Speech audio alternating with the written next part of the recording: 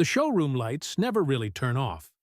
Glass walls, polished concrete, a dozen cars angled just right under warm white light, like jewelry in a case. A salesman in a blazer walks a young couple toward a crossover, with the price still soapy on the windshield. Somewhere in the back office, a stack of paperwork waits for a signature that will make someone, for one day, feel like they run an empire. That's the picture in your head when you think about owning a dealership. Rows of chrome. A logo on a pole 30 feet in the air. Money, obviously, because someone has to be making money off all this steel and glass and light. Here's the part nobody puts on the brochure. On the car itself. The one gleaming under those lights. The dealership might clear 1, maybe 2%. Sometimes less. You could sell $40,000 worth of car and walk away with less profit than a coffee shop makes on a few weeks of lattes. So, no, a dealership doesn't really sell cars. It rents out the trust of a logo, and it survives on the interest from the loan sitting on every vehicle on that lot, on the insurance policy signed in the back office, on the oil change booked 6 months from now. The car in the window isn't the product. It's the bait. Picture the whole industry as a family, with 3 very different kids. There's the franchised new car dealer, the one wearing the Toyota badge, the Ford badge, the Chevrolet badge on the building. This is the one everyone pictures, and it's the one we're going to live inside for the rest of this video. In the US alone, there are somewhere around 17,000 of these franchised light vehicle dealerships, and together they moved over 16 million vehicles and crossed $1.3 trillion in total sales in a single year. Trillion with a T. That's not a small industry playing pretend. That's a machine roughly the size of a mid-sized country's entire economy, built out of a few thousand family names on storefronts. Then there's the independent used car lot. No logo pole, no factory looking over its shoulder, just a fenced yard, and a guy who knows how to read an auction sheet. Lower overhead, no brand rules to follow, but also none of the manufacturer incentives, none of the warranty backing, none of the "if this goes wrong, corporate will handle it" safety net. And then the newer sibling, the big used car superstores, the CarMax-style operations, treating a car less like a handshake deal and more like a skate-kwao on a shelf, priced by an algorithm instead of a guy squinting at a Kelly Blue Book printout. We're going to spend our time with the first one, the franchised dealer, because that's where the real contradiction lives. The biggest, most trillion-dollar-sized business on this list, and also, per dealership, one of the thinnest margins in American retail. Average sales per store run somewhere between $38 and $60 million a year. Read that again. $60 million moving through one building. And somehow, that building is still counting pennies. Here's the assumption every new dealer walks in with: a full lot means a healthy business. More cars on the ground, more chances to sell one, more money coming in. Simple. Except almost none of those cars are actually paid for. That's floor plan financing, and it's the quiet engine underneath every dealership you've ever driven past. The dealer doesn't buy their inventory outright. They borrow to stock it. A revolving line of credit from a bank or the manufacturer's own finance arm, drawn down every time a truck pulls up with new vehicles and paid back piece by piece as each car finally sells. So that gleaming lot of 80 vehicles isn't 80 owned assets sitting there looking pretty. It's 80 separate loans, each one accruing interest for every single day it sits unsold. Let's put a number on it.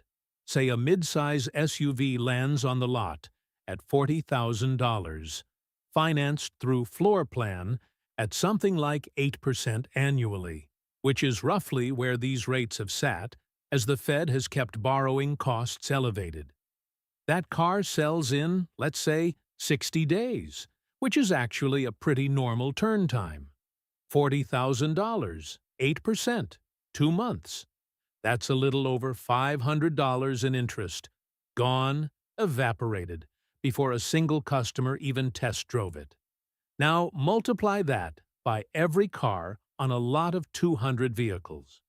Multiply it by a slow season, when average days on lot stretches instead of shrinks. Suddenly, that full lot means healthy business instinct flips upside down. A full lot in a slow month isn't abundance. It's a pile of loans getting more expensive by the day, sitting under fluorescent lights, waiting. And here's the part that makes it worse. Dealers don't fully control how much inventory shows up. Manufacturers push allocation, build cars, ship cars, expect dealers to take them. Sometimes whether the local market wants that trim level and that color or not. Say no too often, and you risk your standing with the brand. Say yes, and you're the one holding the loan on a car painted a color nobody in your zip code seems to want. This is why, when interest rates climb even a percentage point or two, dealership profitability doesn't dip a little. It can buckle. Not because they sold fewer cars, sometimes they sold the exact same number, but because every single vehicle sitting on that lot got quietly more expensive to hold every single day, whether it moved or not. Let that sink in for a second.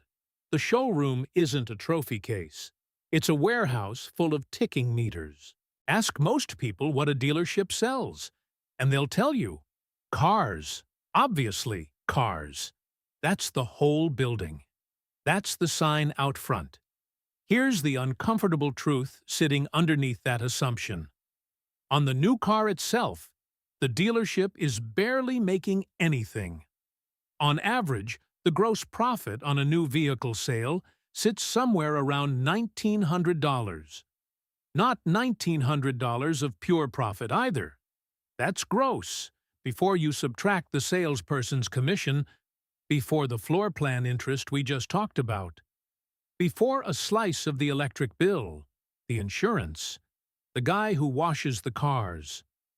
Do the math on a $40,000 SUV. $1,900 of gross profit is less than 5% of the sale price. And after the real costs get peeled off that number, what's left is often closer to 1 or 2% net across the whole dealership. So, a little quieter this time. Where's the money actually coming from? 2 places. Used cars, first.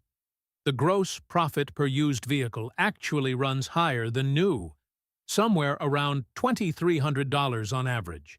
Because used cars don't come with a factory-set price, everyone can Google in 10 seconds.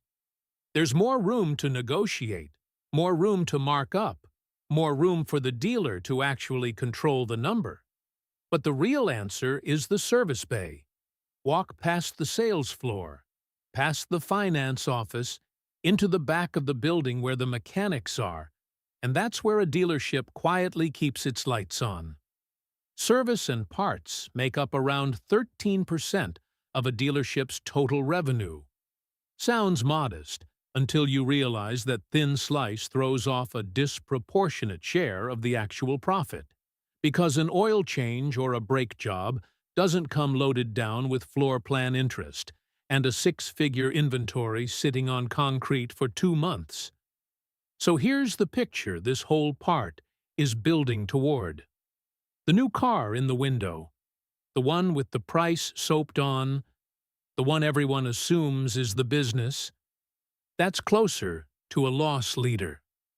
It's the thing that gets you in the door, gets your info into the system, gets your car scheduled for its first oil change 11 months from now. The dealership isn't really in the business of selling you a car once. It's in the business of getting you to come back, 45 minutes at a time, for the next 8 years. Most buyers think the deal ends the moment they agree on a price for the car. Shake hands, sign the paperwork, drive off. That's the transaction, right? Wrong door. There's one more room you're walking into first. The finance and insurance office, F&I for short, and industry people will quietly tell you it's the most profitable square footage in the entire building. This is where the extended warranty gets offered, where the paint protection package gets pitched, where gap insurance, tire and wheel coverage, and the loan itself, the interest rate the dealership arranges through its lending partners, all get bundled into one signature. And unlike the car sitting out on the lot, accruing floor plan interest, none of these products cost the dealership much of anything to offer. A warranty contract sold for a few $1,000s might cost the dealership a few hundred to actually back. Ken Kiem Chung So Liu Chin Zak Theo Nam Gan Nat. That gap is close to pure margin, no inventory risk, no interest clock running. Which is exactly why this room exists as its own department, with its own manager, trained specifically in how to present these add-ons without making them feel like an add-on at all.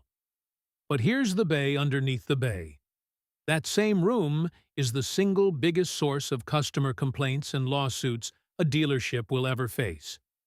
Regulators watch F&I offices closely because close to pure margin and aggressive upsell tend to travel together. A finance manager who pushes too hard, bundles products a customer didn't ask for, or buries the real interest rate in paperwork isn't just risking one angry review. They're risking the kind of complaint that brings a state attorney general's office into the conversation.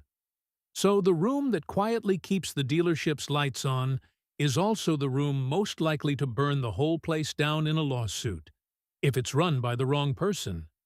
That's not a footnote.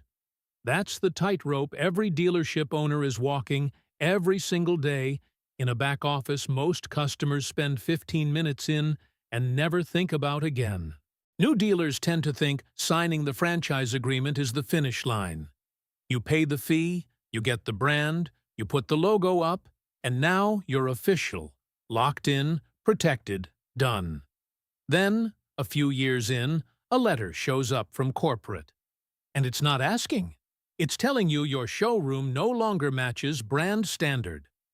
This is a facility image mandate, and it might be the least talked about expense in the entire industry. Manufacturers periodically redesign what a dealership is supposed to look like. New signage, new lighting, a specific glass facade, a redesigned service entrance, sometimes an entirely new building on an entirely new lot.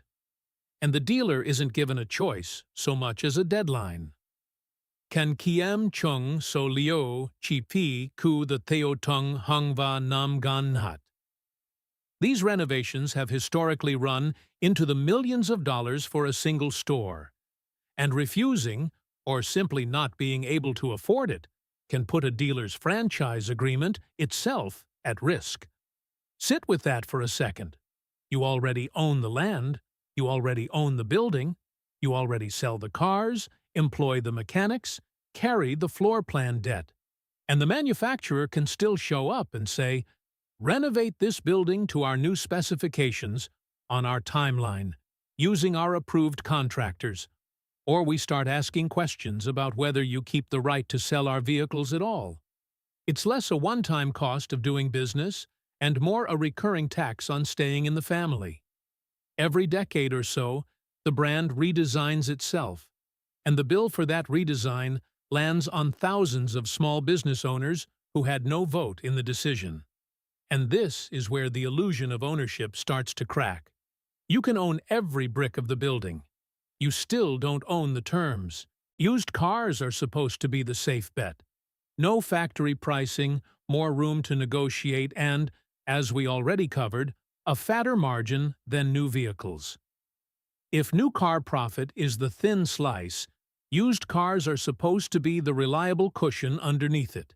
Except a used car doesn't have a fixed price the way a new one does. It has a price that moves, sometimes gently, sometimes like the floor just dropped out from under it. Look at what happened between 2021 and 2022. Supply chains seized up, new car production slowed to a crawl, and buyers who couldn't find a new vehicle flooded into the used market instead. Prices didn't just rise, they spiked, fast. Dealers watching cars they'd bought at auction gained thousands of dollars in value in a matter of weeks, sometimes before the car had even finished its first detail job.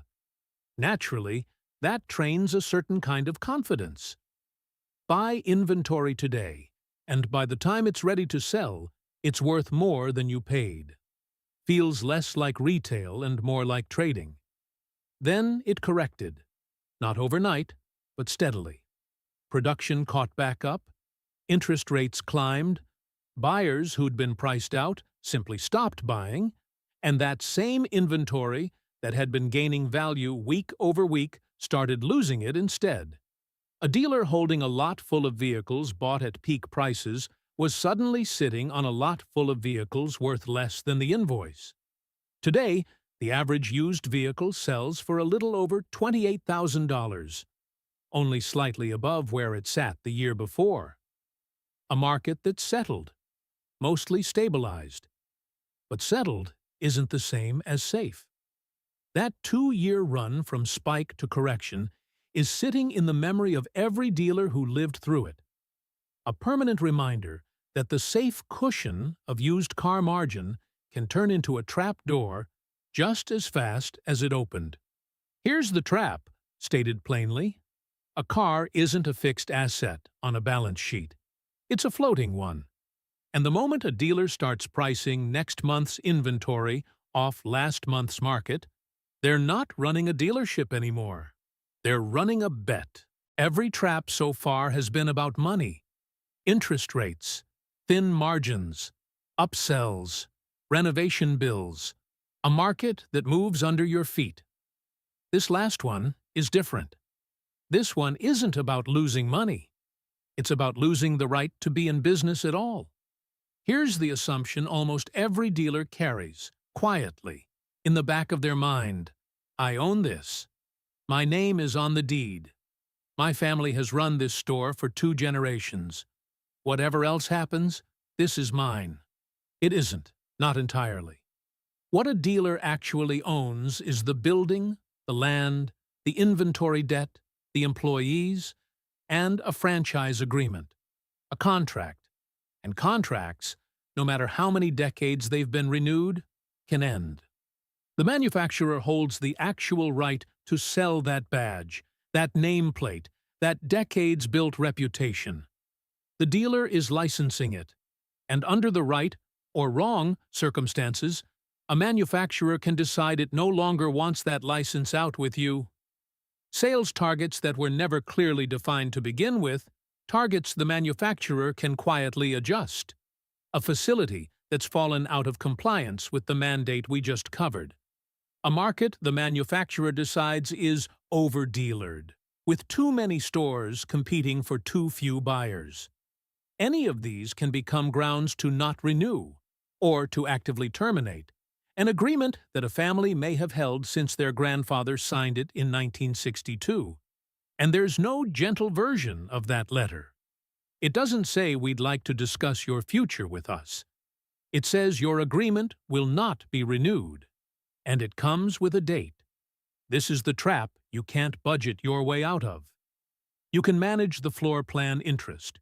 You can staff the service bay well enough to cover the thin margin on new cars. You can run F&I clean enough to avoid the lawsuits. But you cannot fully protect yourself from a decision made in a boardroom hundreds of miles away, about a network the manufacturer has decided has become too big, too small, or simply inconvenient. Which brings us to a story about exactly how many families found that out all at once in the very same year, spring of 2009. General Motors and Chrysler are both staring down bankruptcy, and the U.S. Treasury is telling them the same thing. Too many stores selling too few cars. Cut the network. or we walk away from the bailout money keeping you alive. Chrysler moves first, and it moves fast. In a single announcement tied to its bankruptcy filing, the company strips 789 of its roughly 3,200 dealerships of their franchises. Not phased out over years, but effectively gone within about a month. Then GM follows, notifying 100 of its 6,000 dealers on one Friday morning in May that their contracts won't be renewed, with more cuts coming behind that first wave. By the time the dust settles, somewhere close to 2,000 to 3,000 franchise agreements across both companies have been terminated, and GM's own network shrinks from around 6,200 stores down toward a target of roughly 3,600. Del Mugford, co-owner of Royal Chevrolet in Richmond, Virginia, described those weeks the only way you can, when your entire business hangs on a letter that hasn't arrived yet. Checking the FedEx packages every morning, half relieved every single day, the bad news wasn't in that day's mail, knowing it was only a matter of time before it was. For some, it already had arrived. One GM dealer in Alabama, faced with sales down to about 65% of the year before, and a termination letter already in hand, turned to his father-in-law with a question that has no good answer.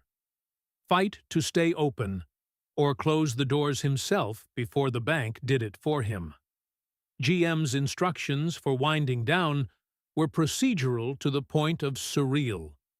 Before and after photos to prove every trace of the GM name had been stripped from the building. New letterhead, new signage, proof the business had settled its state taxes and legally changed its name. Every unsold GM vehicle sold off or handed to another dealer.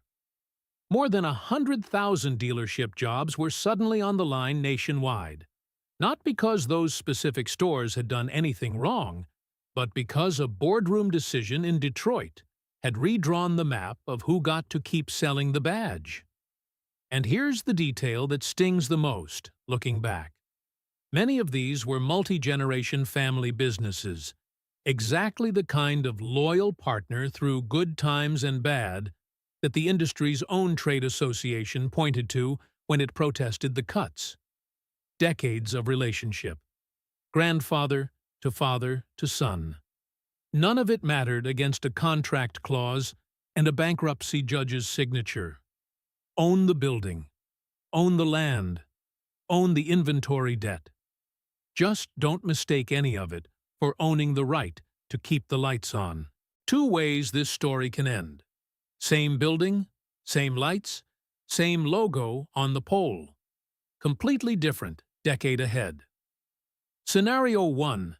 The good version. The dealership diversifies early.